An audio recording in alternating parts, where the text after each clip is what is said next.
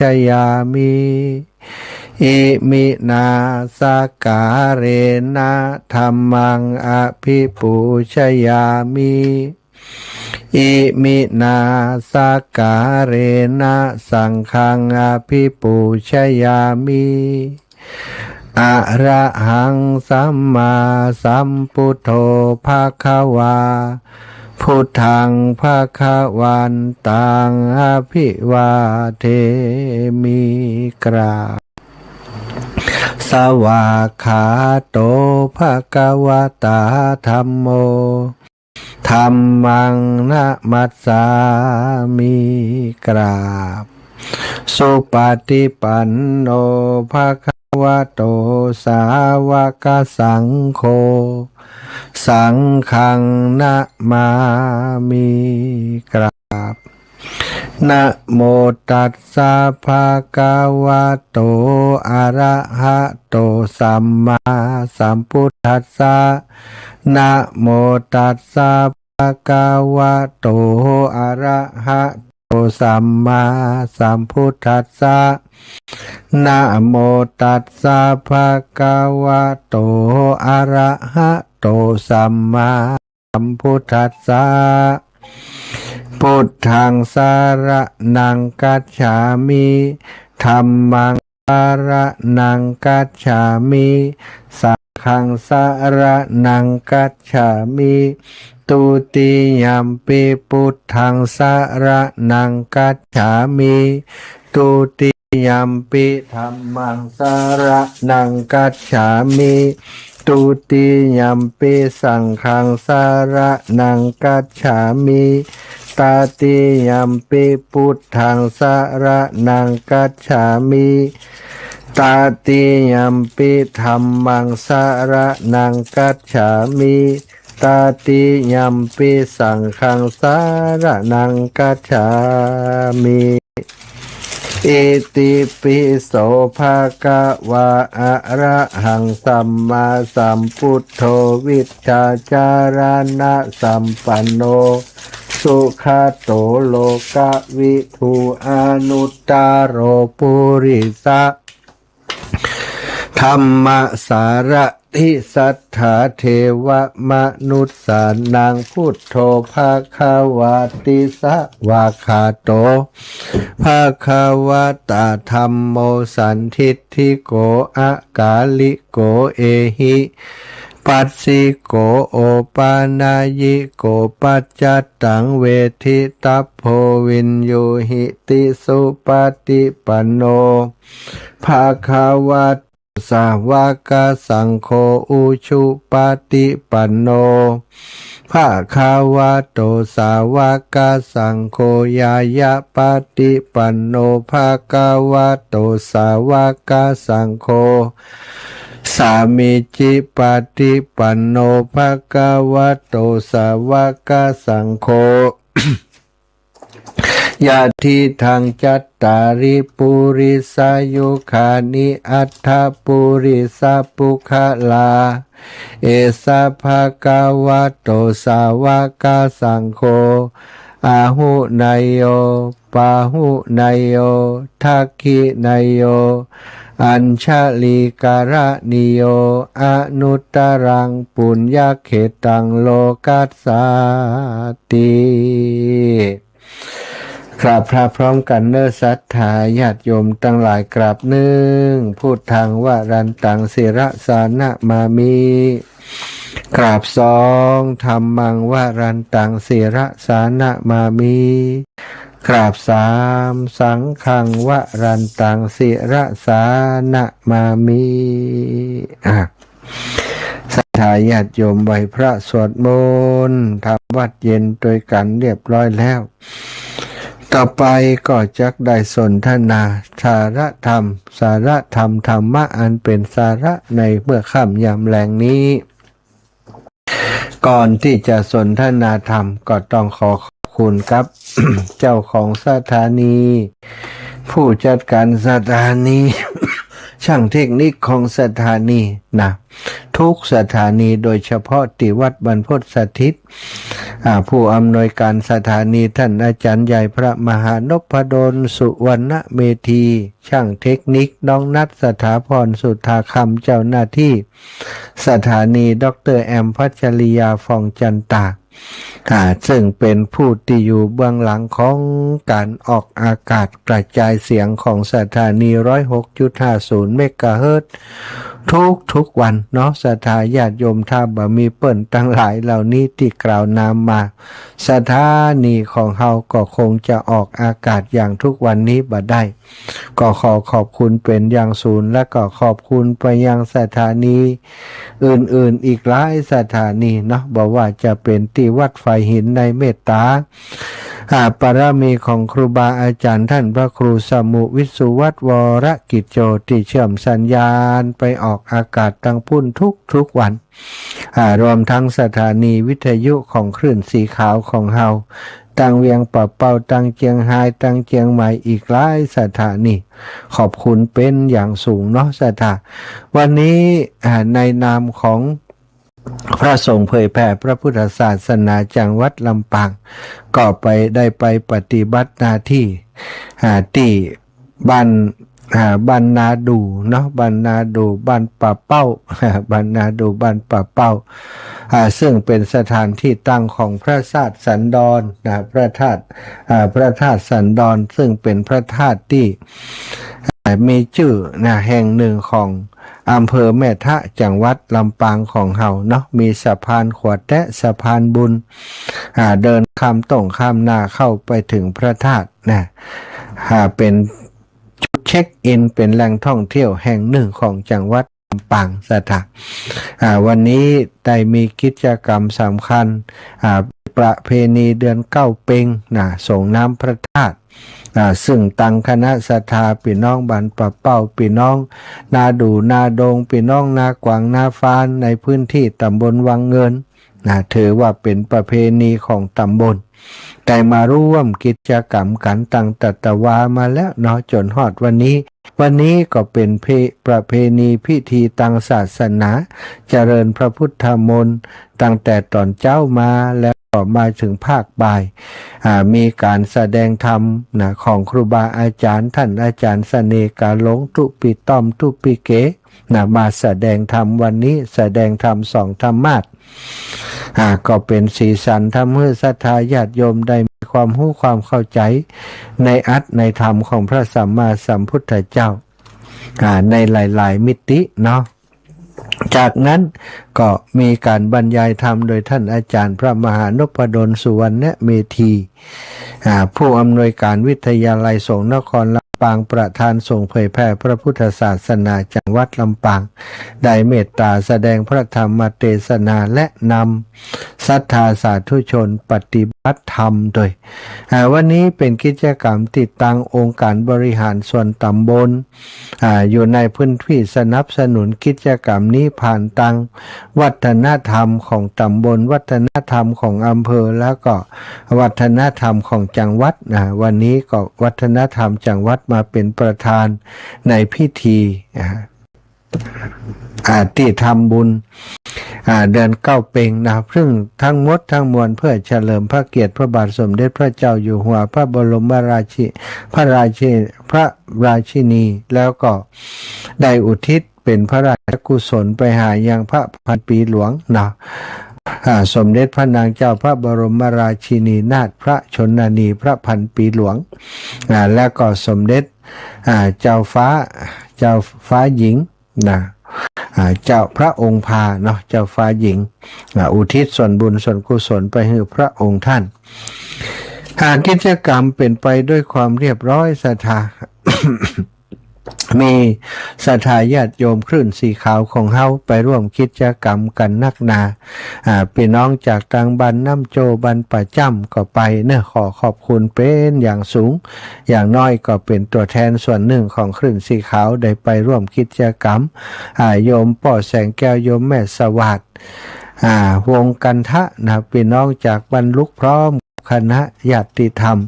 จากบรรลุกก็ไปกัน5-6ชีวิตนะไปเป็นหมู่เป็นคณะไปให้กำลังใจไปฟังเทศน์จากครูบาอาจารย์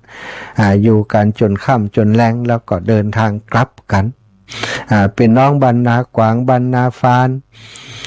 เป็นน้องนากวางนาฟานเป็นน้องตังนาดูนาดงนี่ก็มากันหลายเป็นน้องตังบันหัวเสือดอนไฟเนาะเป็นน้องหัวเสือดอนไฟแล้วก็อีกหลายที่หลายแห่งเนอะสถานในตำบลวังเงินและตำบลใกล้เคียงที่มาร่วมกิจกรรมวันนี้ก็ต้องขอบคุณที่มาเป็นกำลังใจครูบาอาจารย์ที่เปิดจัดกิจกรรมนี้ขึ้นมาร่วมกับสภาวัฒนธรรมจริงๆแล้วก็สภาวัฒนธรรมอำเภอแม่ทะเป็นแม่งานแต่ได้นิมนต์ครูบาอาจารย์คลื่นสีขาวพระสงฆ์เผยแผ่พระพุทธศาสนามาร่วมกิจกรรมในครั้งนี้ท่านเสน่กาหลงท่านพระอธิการเสวตปัญญาวชิโลท่านอาจารย์ดานุพลมุนิวังโสเป็นองค์เ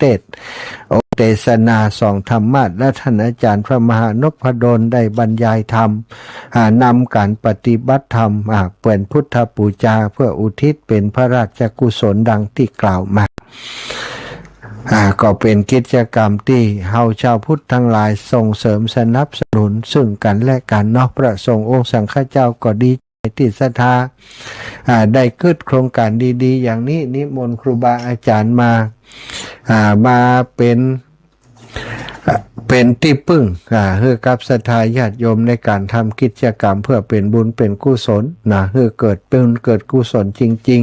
ๆมีน้อยนักศรัทธาที่จะขึ้นประเพณีขึ้นธาตุหรือว่าส่งน้ำพระธาตุจะมีการปฏิบัติธรรมจะมีการบรรยายธรรมส่วนใหญ่ก็ทอดตานหัววัดเขาออกเหี้ยเนาะแล้วก็ส่งน้ำก็กลับบ้านกลับจองบ่มีอะไรอย่างแต่ในที่พระธาตุสันดรปีนี้เป็นมิติใหม่เป็นมิติที่พิเศษเข้ามาติดตั้งสภาวัฒนธรรมตั้งแต่ระดับตำบลตั้งแต่ระดับอำเภอแล้วก็ระดับจังหวัดคือความสำคัญมาขับเคลื่อนร่วมกันก็ได้รับความการสนับสนุนจากประชาชนทุกหมู่เหล่าเป็นสิ่งที่เป็นความดีความงามอย่างหนึ่งที่อาตมาภาพได้มีโอกาสไปร่วมกิจกรรมและในการไปร่วมกิจกรรมในวันนี้ก็ได้ปะญาติธรรมญาติโยมที่ผู้ฟังรายการของอาตมาหรือว่าแฟนคลับ ที่เป็นว่าแฟนคลับหรือว่า FC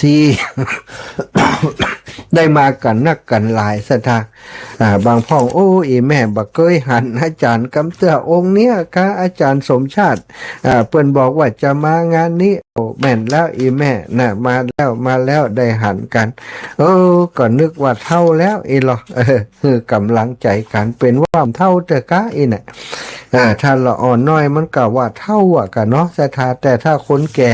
อายุ8-90อาจจะว่าบ่เท่าเด้อเพราะหนุ่มกว่าเปิ้นไงเนาะเปิ้นก็เลยว่าเฮาบ่เท่าเนี่ยก็พบปะกันหลายคนหลายท่านบางคนก็ได้นำปัจจัยมาให้มาหอมนั่นเป็นค่าน้ำค่าไฟเนอะท่านอาจารย์นี่นะก็ต้องขอบคุณเป็นอย่างสูงนะ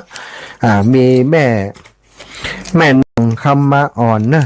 แม่นองคำมาอ่อนก็มาถวายปัจจัยมาถวายปัจจัยร่วมบุญกับน้ำกับไฟมา100 บาทคุณโยมกมลพรวงกันทะบรรณาดงก็ได้ถวายปัจจัยมาแหม500 บาทนะคุณโยมกมลพรวงกันทะนี่บรรณาดงถวายปัจจัยมาแหม500 บาทแล้วก็คณะของโยมป้อแสงแก้วโยมแม่สวัสดิ์ก็ถวายร่วมบุญกันมาถวายเป็นค่าน้ำค่าไฟแหมส่วนหนึ่งแม่เทียนแก้วหนองยางบ้านนาดูตำบลวังเงินได้ถวายปัจจัยเป็นค่าไฟมาแหม50 บาทเนาะคุณยายบุญเรือนจันดีบ้านลุกได้ถวายปัจจัยร่วมบุญค่าไฟมาแหม100 บาทขออนุโมทนาบุญเนอะแล้วก็แม่บุญนาควงน้ำนองวันนี้ได้ไปบิณฑบาตที่บ้านหนอง5บ้านท่าโทกบ้านท่าโทกบ้านหัวทุ่งไป เป็นก็ถวาย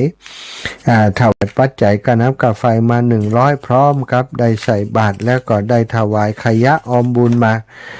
หลายชิ้นเหมือนกันเนาะก็ต้องขออนุโมทนาขอบคุณศรัทธาทุกคนทุกท่านที่ได้กล่าวนามมานั่นเด้อเอาละศรัทธาได้เวลาที่จะได้นำสารธรรมมาสนทนาอุจาแบ่งปันกับศรัทธาญาติโยมอีพ่ออีแม่ทั้งหลายเนาะก็เอาเรื่องจากในพระไตรปิฎกนะเป็นเรื่องที่เกิดขึ้นจริงในสมัยพุทธกาลนะมีคนมาบวชในพุทธศาสนานะติดตามมาขอบรรพชาอุปสมบทในสำนักของพระพุทธเจ้ามากมายศรัทธาบางคนก็บวชมาแล้วปั่มเปง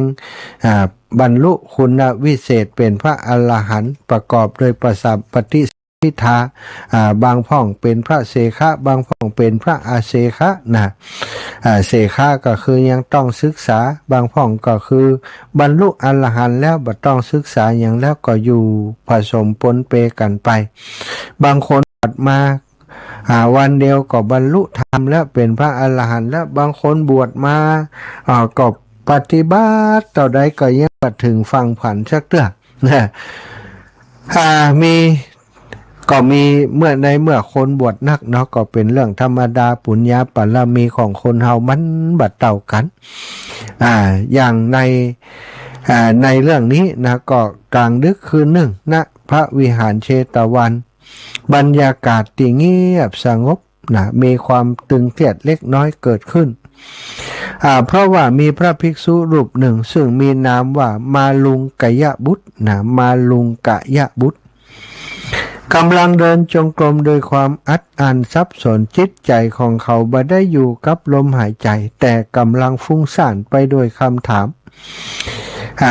มต่างๆมากมายที่เกิดขึ้นในจิตในใจระดับเป็นปัญหาอภิมหาปัจจยาที่ค้างในใจมานานเป็นความคือคนสมัยนั้นก็ทกเถียงกันเรื่องโลกนี่เที่ยงหรือบัดเที่ยงโลกนี้สิ้นสุดหรือบ่มีที่สิ้นสุดจิตกับร่างกายเป็นสิ่งเดียวกันไหมนะหลังจากตายแล้ว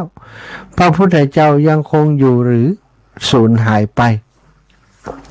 นี่ศรัทธายังยิ่งคิดก็คนพระภิกษุรูปนี้ยิ่งคิดก็ยิ่งหาคำตอบบ่ได้เมื่อหาคำตอบบ่ได้ก็เดินจงกรมปฏิบัติไปก็งุดงิดงุนง่านพุ่งซ่านบ่สบายใจ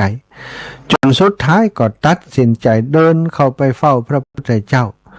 แล้วก็ยื่นคำขาดแบบขวานฝ่าซากว่าหากพระองค์ทรงทราบว่าโลกนี้เที่ยงหรือบ่เที่ยงโลกนี้มีที่สิ้นสุดหรือบ่มีที่สิ้นสุดจิตกับร่างกายนี้เป็นสิ่งเดียวกันหรือไม่หลังจากตายไปแล้วพระพุทธเจ้ายังคงอยู่หรือว่าสูญหายไป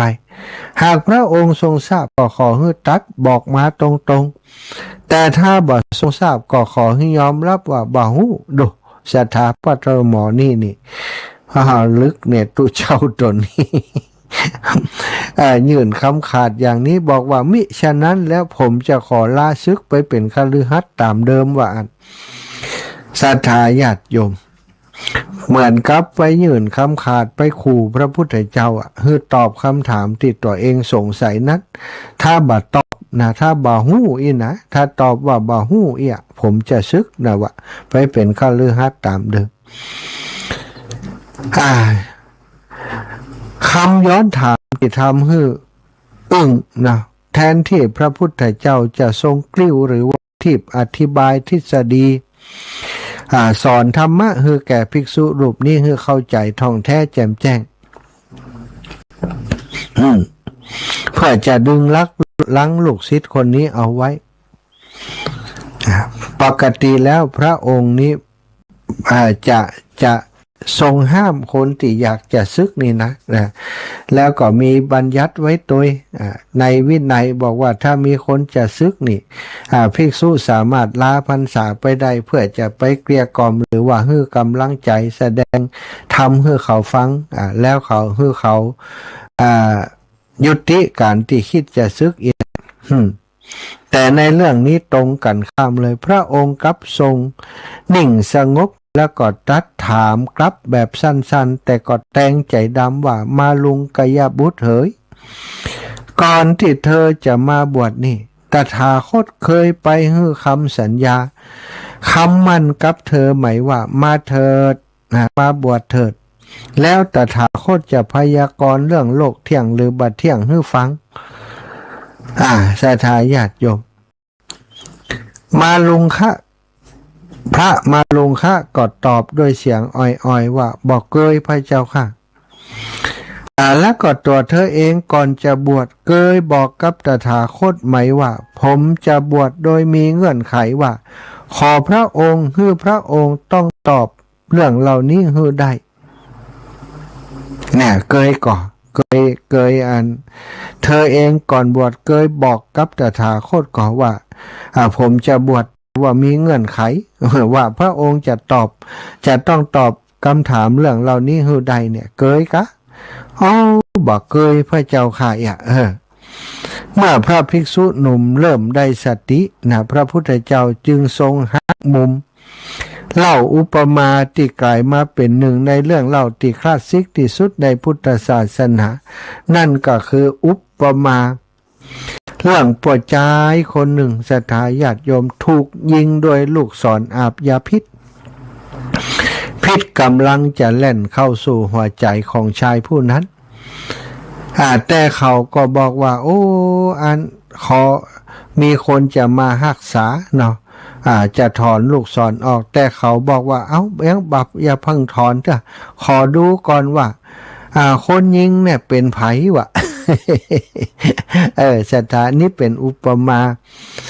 เมื่อเขาโดนยิงด้วยลูกศรอาบยาพิษแล้วยาพิษกำลังจะแล่นเข้าสู่หัวใจคนกำลังจะรักษาแต่บ่ยอมให้รักษาบอกว่าบ่รักษาแต่ขอดูก่อนว่าคนยิงชื่ออะไรอย่างพระพุทธเจ้าตรัสว่าเปรียบเสมือนบุรุษคนหนึ่งถูกยิงโดยลูกศรที่อาบยาพิษอย่างหนาเตอะเลยญาติพี่น้องก็รีบตามหมอศัลยแพทย์มาช่วยชีวิตอย่างเร่งด่วนแต่แทนที่จะยอมให้หมอบ่งลูกศรถอดลูกศรออก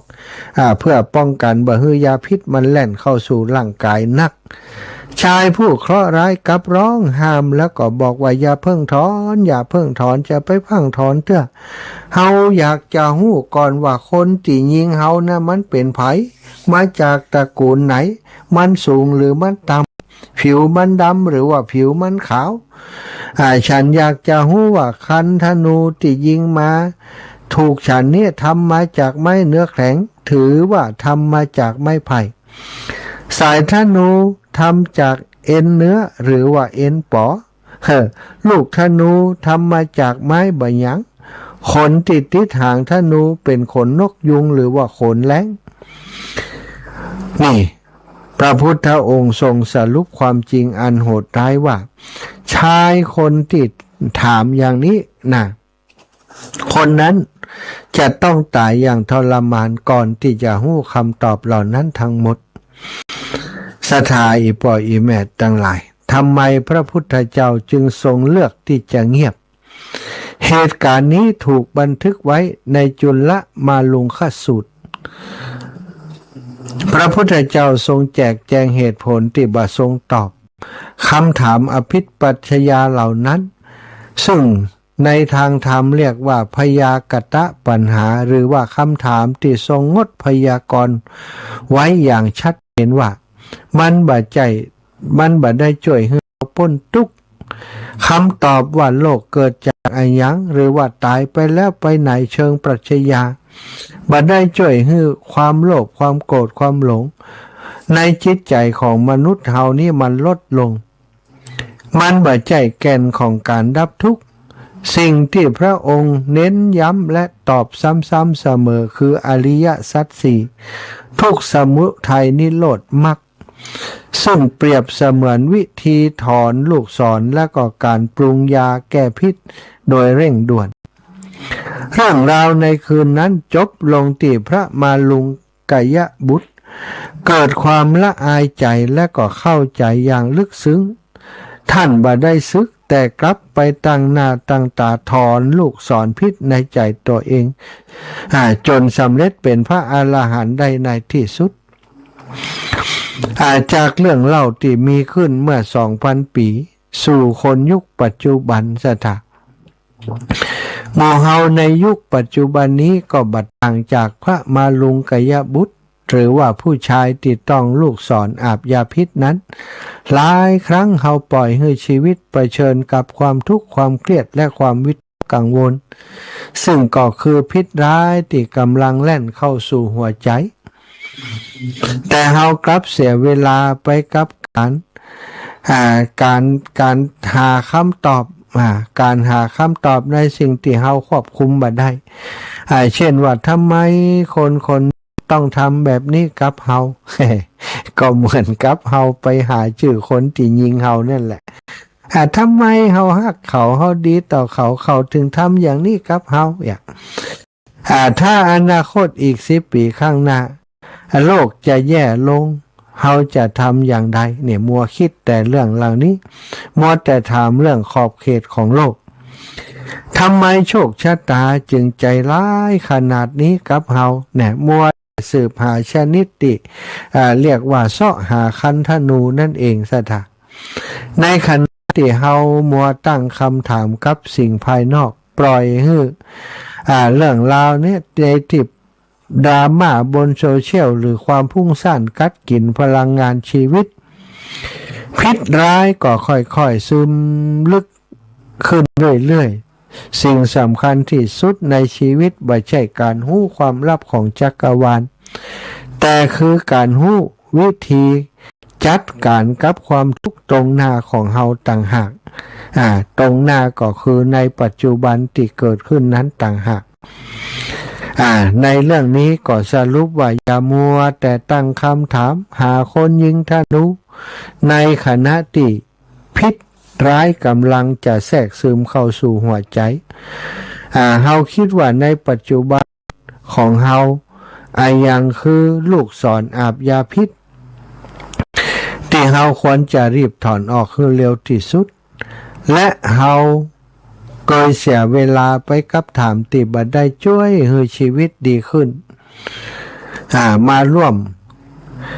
คิดร่วมกันหาทางออกกับปัญหาที่มันเกิดขึ้นในจิตในใจของเฮาเถิดศรัทธาญาติโยมอย่าไปมัวไปเสาะหาว่าโลกนี้มันเที่ยงหรือบ่เที่ยงเนาะตายแล้วไปไหนนะพระพุทธเจ้าตายไปแล้วพระองค์ถือว่าสิ้นสุดไปเลยหรือไม่ยังจะมีอย่างอยู่กับเฮาหรือไม่อันเป็นคำถามที่ปัญหาโลกแตกบ่ต้องถามหาทางกำจัดความทุกข์ที่มีอยู่ในใจเฮาดีกว่าซึ่งคำถามเหล่านี้เป็นคำถามที่พระพุทธเจ้าบ่ทรงพยากรณ์หรือว่าทรงตอบบ่ตอบบ่ได้หมายความว่าบ่ฮู้แต่ว่ามันมีประโยชน์หยังกับการที่จะไปสู่ทางหนทางแห่งการดับทุกข์ของแต่ละคนโลกนี้เที่ยงหรือบ่เที่ยงนี้มันถามกันมาเมินแล้วโลกนี้สิ้นสุดหรือบ่สิ้นสุดนี่ก็เช่นเดียวกันจิตกับร่างกายเป็นสิ่งเดียวกันหรือว่าแยกกันคนละสิ่งนี่หลังจากตายไปแล้วพระพุทธเจ้ายังคงอยู่หรือสูญหายไปเป็นคำถามที่มันบ่เกิดประโยชน์พระองค์จึงบ่ได้ตอบคำถามเหล่านี้ถ้าถามว่า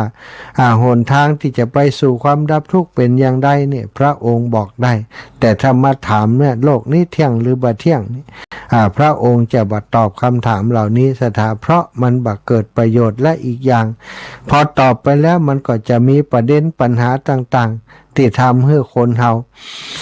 มันบ่ไปถึงไหนเนาะอันนี้ก็เป็นเรื่องราวสารธรรมนำมาแบ่งปันนำมาฝากศรัทธาญาติโยมผู้ติดตามรายการในวันนี้ทุกคนทุกท่านแทนที่จะถามเรื่องเหล่านี้ถามใจของเฮาดีกว่าว่าวันนี้จิตใจของเฮาเป็นอย่างไรมันยังหม่นหมองด้วยเรื่องอย่างพ่องมันยังห่วงข้องห่วงอะไรเรื่องอย่างพ่องต่างๆเหล่านี้ช่วยกันถอนลูกศรคือยาพิษออกจากจิตใจของเฮาจะดีกว่าเนาะศรัทธาญาติโยม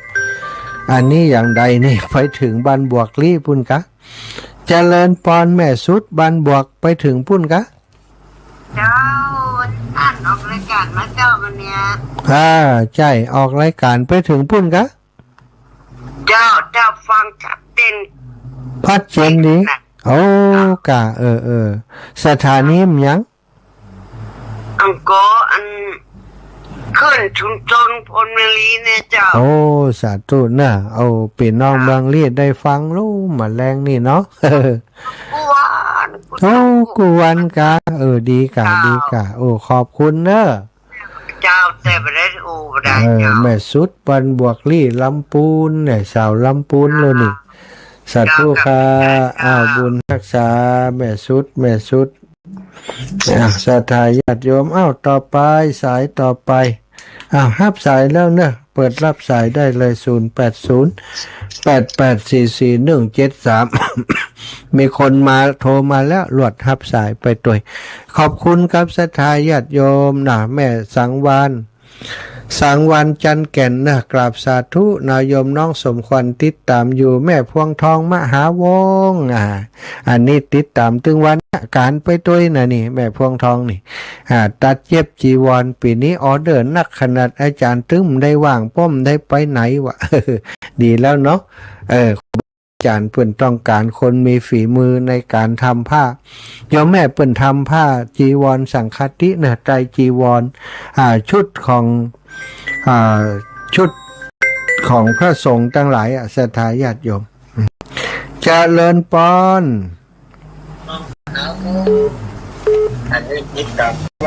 เจริญปอนครับพระอาจารย์แม่เจ้าตะกี้นี่ลูกสาวโทรไปตะกี้ติดงานอยู่เนอะเต็มฮับสายไฟแม่ลูกสาวลูกสาวอยู่แม่ท่าประการอันนี้แม่พรเมืองเปล่าด้วยแม่อยู่เมืองเปล่ากันลูกสาวอยู่แม่ท่ากันบ้านหยังอยู่บ้านปัตตันปัตตันก็ใกล้กันเนี่ยปัตตันนาควานี่แล้วก็ไม่เอาหาพรบ้านเมืองเปล่าก็คานเมืองเปล่านะที่แม่อันอีน้องสมจิตโทรส่งเงินไปซะแล้วทำบุญนะแล้วก็มีอีน้องมันจะขออีน้องมึงยังแม่คำว่าอีน้องไม่เอาหรอกเนี่ยได้แต่แล้วแม่เขาไปบอกให้เปิดยาเจ้าพอดีแม่โทรไปหาพระอาจารย์ได้ครับเนาะใจพี่น้องว่าแม่ถ้าเปิดเข้ารายการได้แม่อุ้งเปิดเห็นน่ะประกาศมาบอกให้น้องจะส่งไปน้องทำไว้นี่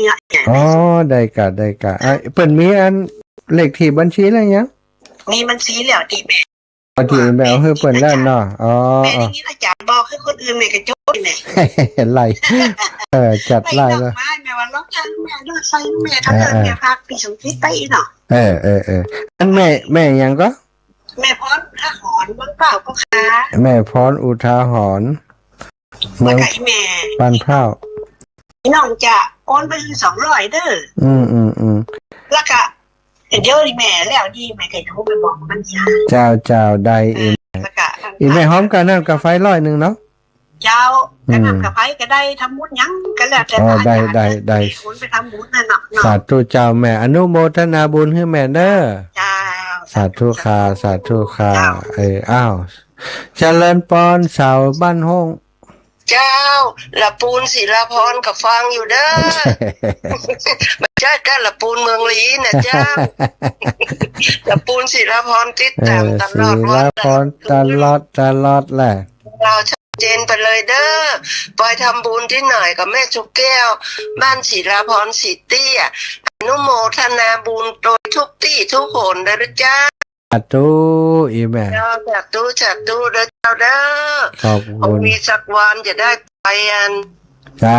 ได้มาตังลำปางเจริญป้อน1744การธรรมสการเจ้าแม่ยังก็แม่กัญญากรเจ้าห่างดงเจ้าแม่กัญญากรห่างดงพอดีโทรศัพท์มันเปลี่ยนใหม่เนาะเบอร์มหาหายอาจารย์ที่ฟังตอนมหาอ่านตะกี้กับฟังกดเลยใจโมเนอร์เนาะที่ว่าแล้วก็วางเว้นไม่ได้ทำบุญเลยแต่ว่าโมทนาบุญครับท่านมหาตลอดอาจารย์ได้แล้วโมทนาไปมีโอกาสก่อยทำเนาะ เจ้า เสียง เจ้า ท่านนะเนาะอีดู เจ้า ฮัก ค่า โห ยามาได้เลยเนาะค่ายามาได้เลยเนาะ เจ้าอีแม่ อันนี้ก็ยังจะไปหาหมออยู่ อ๋อ หมอยังเอ็กซเรย์เอาเฟือกออกแล้วเพื่อไปเอ็กซเรย์พร้อมกันว่ามันโอเคก็อีเน่ เจ้าหายเร็วๆหายเร็วๆนิ่มดีได้ไปตันเจ้าสาธุจ้าแม่ โมทนาบุญเจ้า สาธุค่ะอ้าวแฟนฟันปลอม แฟนฟันปลอมมาแล้ว นมัสการครับ เจริญพร ครับเนาะ ครับน้อ ช่วงนี้เงียบปิ้งเลยครับเนาะมีงานอย่างสักอย่างเลยครับเนาะ สัวอยู่กันในบ้านนะว่าเงียบจริงเปิ่นวุ่นวายเปิ่นวุ่นวายกันคนนี่ก็เงียบปิ้งอยู่บ้านเดียวอะฮะ เนาะ เนาะ วันนี้ปูมดเลยการรายการนะเนาะเมามดเลยเนาะ เมาเจ้าแรงนะเมายกเคงจ้า เนาะ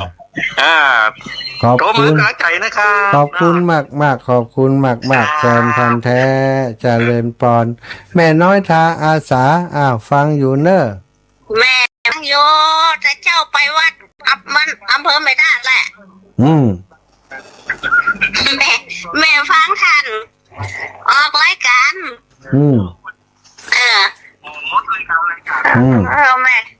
แม่ฟังจนจบกะ อ๋อดีกะ อยู่บ้านฟังอาถรรพ์ด้วย ดีแล้วอยู่บ้านก็ฟังได้มันต้องไปไหนมันต้องเสียงตังกับรถเนอะ เจ้า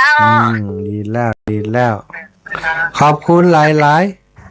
แม่เป็นกำลังใจนะท่านติดตามด้วยเนอะ สาธุจ้าไม่ยากแก้วบ้านกาดโปงเจ้า อังสรุปเด้อ ทางอยู่นอกแต่คิดเป็นไทยทอดสดได้ยินก็ อ้อมในยินจะได้ฟังก็จนจบจน เข้าท่าเนาะวันนี้นี่อาจารย์บรรยายเต็มที่เลยเนาะเต็มเลยเนาะชอบคำเดียวที่อาจารย์บรรยายตะกี้น่ะไม่ใช่ชอบคำว่าคนเฮาเดียวมาลุงลัง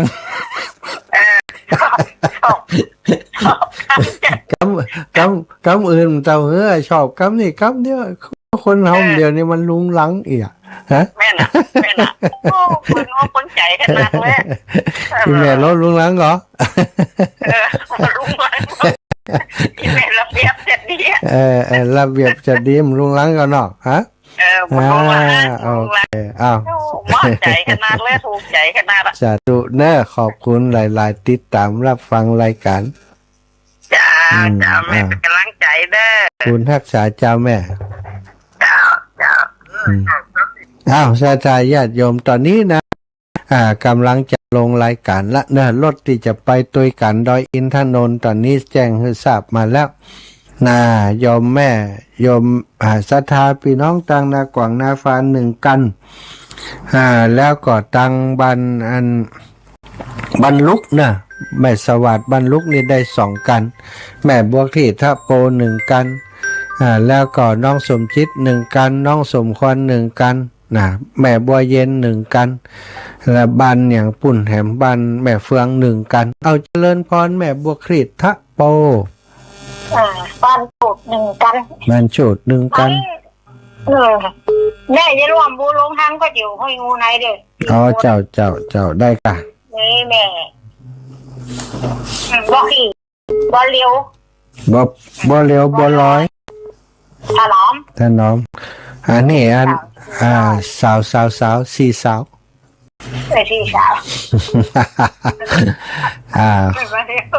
400ไปเดี๋ยวเพิ่งไม่ถนอมคนไปเนาะเจ้าอินเนี่ยก็ว่าจะได้หน่วยกับไปอื่นกุ่นเดียวเจ้าแม่สัตว์ทุนแน่ฟังอยู่ติดตามไล่สุดต้นแก่ว่าลุงลังบ้านเราพ่อเจ้าอุ้มใจม่วนนะคำว่าลุงลังนี่อาจารย์อุ้มม่วนปะเนาะเฮานี่มกล้าว่าลุงลังสาธุเจ้าเจริญพร7884พ่อแก่นเจ้าแม่ชิมมุนีแก้วอันแม่โทรไปที่ลูกยกไม่แรงอย่างเจ้า จดแล้วกะไฟ100หอมดอยอินทนนท์100หอมห้วยงูใน100ส่วนตัว100ตานเตียน100เนาะ เจ้า เป็น500นะ เป็นอันการนำกับคอยวัดเหรอ กะน้ำกะไฟด้วยนะกะว่าแล้วลดหมดกันเป็น500เนาะ เจ้า เจ้า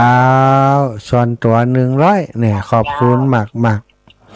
ทุกคนทุกแห่งนะในโมทนาสาธุตัว ๆเจ้าขอบุญนี้ป ได้ ก ห้อง นี่มาได้ห้องไปนี่ก็ทุกได้นะจะพูดทุกคนทุกนี่นะเจ้า เจ้าขอบุญนี้ปกปักรักษาให้แม่อยู่ดีมีสุขเนอะ มีเข้าจิตแปดแล้วนุกเนอะ 90ไปแล้วขอให้ถึง100เนอะเจริญปอนแม่ย่านวลตอดคำปันกำแพงหิน เจ้าวาสาเจ้า จ้า วันนี้เป็นคนทายทอดแม่ได้ฟังสักเก้า โอ้จบข่าวเลย แม่ลืมพอ เออ ลืมแต่ลืมว่า นั่นแต่ได้ยินตู้ลูกวางเดียวเนี่ยทายทอด ถ่ายทอดโอ้หลายชั่วโมงนะถ่ายทอด โอ้สบายเนาะแม่ก็เมาไว้เนี่ยการยังหกลิกจ๊อกไป มาลิกจิ๊กจ๊อกมาล็อกจ๊อกแจ๊กไป เขาคงเก็บไปทั่วอย่าไปขายอย่า เอาเนาะมีความสุขไปวันดีแล้วดีแล้ว จ้าแม่เป็นกำลังใจให้เนอะ สาธุเจ้าอีแม่ จ้า บุญรักษาเนอะเอาศรัทธาญาติโยมเนาะที่จะไปด้วยกันเนอะที่อันดอยอินทนนท์นะมีดอยอินทนนท์กับห้วยงูในนี้ตอนนี้ก็มีโยมแม่บัวเย็นจันทบกันเนอะแล้วก็อื่นๆนี้บันแน่ใจว่ามีไผ่พ่องที่จะไปด้วยกันแฮมไผ่ที่จะไปห้วยงูในซึ่งระยะทางก็ไกลพอสมควรแต่ว่าถ้า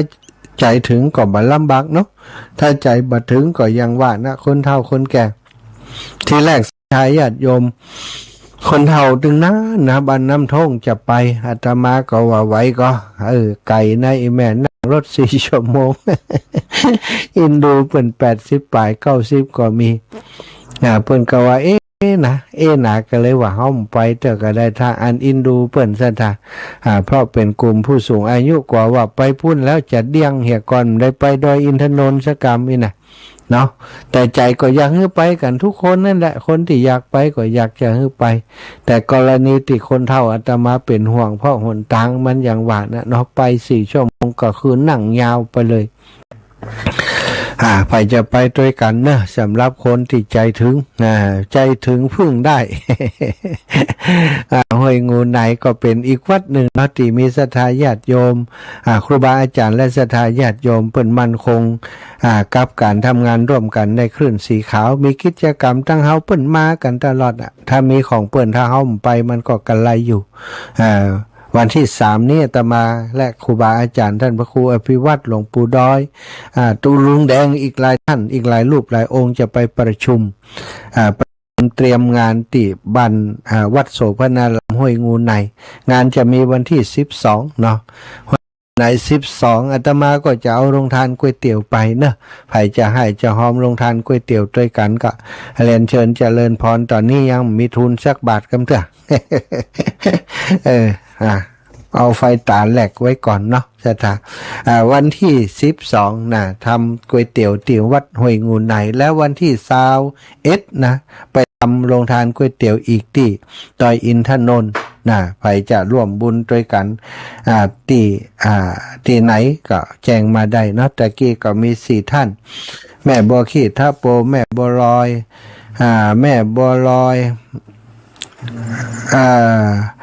แม่บัวลอยปงเทพกะแม่ถนอมนามวงแม่บัวขี้แม่บัวลอยขาดไปแม่หนึ่งเนี่ยแม่ยำหุ่นเจริญพร5251เจ้าพระอาจารย์สาวมันหวานอีแม่บอกเขาป่นเนอร์หนูโอนไปหลับนะนี่เจจันพ้องจันพ้องล่ะเจ้าสาธุดีกะจันพ้องหนูโอนไปแล้วเนยแม่บอกคนในกำว่ะเจ้าสาธุเจ้าพระอาจารย์เอ้ยแหละสาธุเนาะนี่แม่ไม่ได้รู้ไป ก็ได้เมียไปได้โอน เรียบร้อยแล้วเนอะลูกสาวแม่พรอุทาหรณ์ตอนนี้ได้รับแล้วสาธุค่ะ200เนาะจ้ะแม่พรอุทาหรณ์ห้องมา200เป็นกะน้ำกับไฟเนอะสาธุศรัทธาเวลาหมดเวลาแล้ววันนี้ก็ขอนำรายการจากลาไปโดยเวลาเพียงเท่านี้จัตตารโอธรรมาวัฏันติอายุวันโนสุขังภะลังแม่บัวขี่แม่บัวลอยแม่บัวเลี้ยว บอกขี่บอกเลี้ยวบอกร้อยขนมแต่สุลงถ่ายด้วยแม่ประพินนี่ก็โทรมาเดี๋ยวนี้ไงแม่ประพินเนาะ5เนาะเจ้าแม่บัวลอยปรุงเทพแม่ถนอมนำวงบ่อสีโลดแม่ประพินนอแก้วอร่อยแม่บัวเลี้ยวใช้อุดถูกต้องเดี๋ยวบัวเลี้ยวไปเชียวนั้นหมดสาธุนะสาธุจ้านึกมาออกเนาะเพิ่นจะมาเป็นคู่กันโอ้อันนี้อย่างไรปิกมาแหมรอบนี่ฮะแม่สู้แก้วคนละแก้ว